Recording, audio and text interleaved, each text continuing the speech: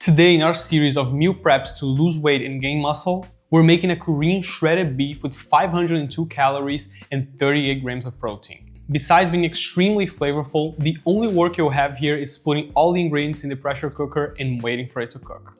To start, let's prepare the meat, and I'm using tri-tip here, which if well trimmed has calories similar to eye of round and other leaner meats, and is generally more tender and flavorful. Mine came with a thick layer of fat, so we have to remove all of that before cooking it. If you see any membrane or tendon on it, don't worry about it, because they're basically pure collagen and not fat. If we were cooking it in a pan, it'll be good to remove, but in a pressure cooker, they'll completely break down. Alright, with the meat trimmed, cutting in rustic pieces with similar size, just so they cook the same. Then in the pressure cooker, add 1200 grams of meat, 105 grams of soy sauce, 45 grams of oyster sauce, which I know sounds weird, but it doesn't taste like fish at all and gives the meat a sweet and salty flavor that's hard to replicate with another ingredient. And if you can't find it, you can just substitute it with more soy sauce. Then 40 grams of gochujang, which is a Korean chili paste that's very spicy, but it also has a lot of umami and sweetness. You can substitute it with a regular chili paste, but the flavor will be quite different.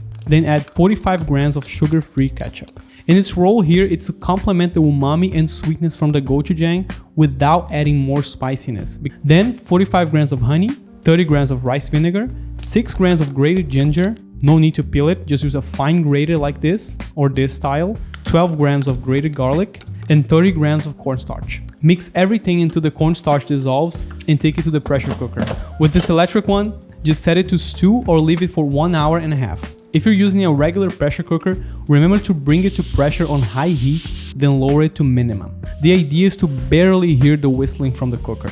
When you hear that sound, it means moisture is escaping the pan. And depending on how fast that moisture escapes, your food might burn. So be careful and place it on a really low burner after it reaches pressure, and let it cook for 45 minutes. While the meat cooks, let's prepare the rice. For this, we'll use 480 grams of rice with 8 grams of salt. And for my rice cooker, that's 3 cups, and you just follow the lines inside the cooker for the water. I use this rice cooker because it's by far the most consistent way to make rice at home, especially in large quantities. Any amount over 1 cup in a regular pot cooks inconsistently. Sometimes half overcooked, sometimes half raw. And in the rice cooker, it always works. And they're usually quite cheap, so for me, it's really worth it. With the meat almost ready, all that's left to make is the spicy mayo, which is as simple as mixing 100 grams of light mayo, 30 grams of hot sauce, and 10 grams of Dijon mustard.